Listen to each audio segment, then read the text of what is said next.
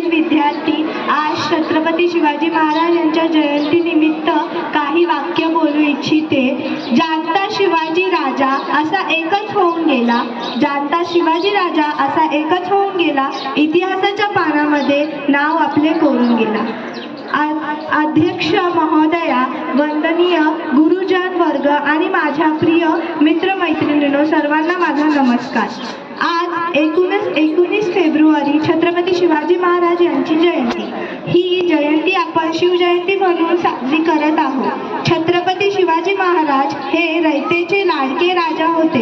यांचा जन्म 19 फेब्रुवारी 1630 रोजी शिवनेरी किल्ल्यावर झाला। त्यांना माता जिजाऊकडून उत्तम संस्कार मिळाले, तर पिता शहाजी राजांकडून शौर्याचा वारसा लाभला। छत्रपती शिवाजी महाराज हे हिंदवी स्वराज्याचे संस्थापक होते।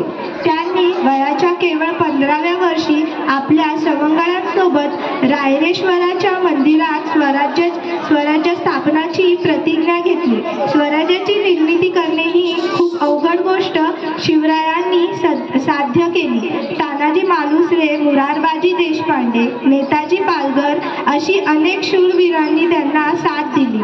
छत्रपती शिवाजी महाराज हे शूर व पराक्रमी राजा होते। त्यांनी अनेक गड जिंकले, शत्रूंचा नाश केला, रयतेला गुलामगिरीतून मुक्त केले, शेतकऱ्यांसाठी अनेक कल्याणकारी योजना आखल्या। अफजल खान, शाहिस्ते खान, औरंगजेब अशा अनेक शत्रूंना त्यांनी हरवले। त्यांनी गनिमी कावा ही युद्धनीती वापरली। छत्रपती शिवाजी महाराज यांचा 6 जून 1674 रोजी राज्याभिषेक करण्यात आला। रयतेला एक न्यायप्रिय राजा मिळाला।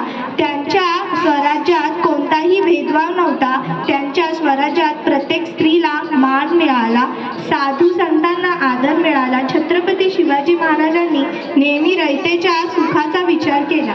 धन्यवाद। जय भवानी, जय शिवाजी।